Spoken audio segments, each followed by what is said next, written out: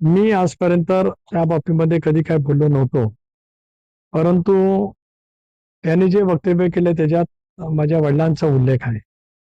आपल्याला माहिती आहे की 1984 साली म्हणजे बरोबर ती 44 वर्षापूर्वी माझ्या वडिलांचं दुःखद निधन झालं आणि त्याच्यामुळे माझं वय त्यावेळेला 29 होतं.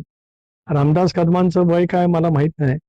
ते मला अरेतुरे करतात तरी मी त्यांना आता रामदास कदमच म्हणणार, काय भाई म्हणण्याचं काही कारण येत नाही.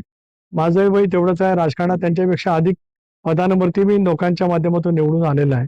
त्याच्यामुळे इतर बाबीमध्ये त्यांनी टीका करणं मी समजू शकतो. पण अगदी माझ्या वडिलांचा बाप म्हणून उल्लेख करत त्याच्याशी सुद्धा म्हणजे वडिलांना पण एकरी भाषेत ते बोललेले आहेत. आणि काल सुद्धा जेव्हा रात्री मी रत्नागिरीवरनं घरी गेलो, त्याला आई मला परवा रात्री भेटली, पण मी गेलो त्यावेळेला नेमकी तिने बातम्या लावलेल्या होत्या. त्यावेळेला ती बातम्याही चालू होत्या. त्यावेळेला तिलाही खूप साहजिकच अण्णांचा काय दोष, म्हणजे ती माझ्या वडिलांना आम्ही अण्णा हाक मारायचो.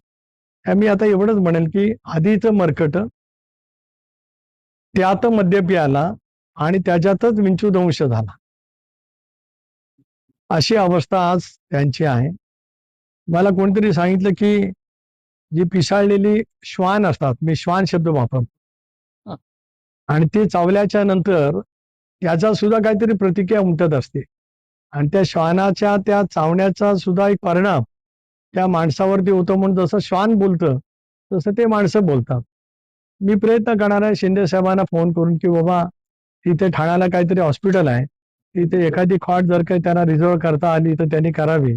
म्हणजे मग महाराष्ट्राची संस्कृतीचे जे धिंडवडे काढले जात आहेत ते थांबले जातील, एवढंच मला सांगायचं.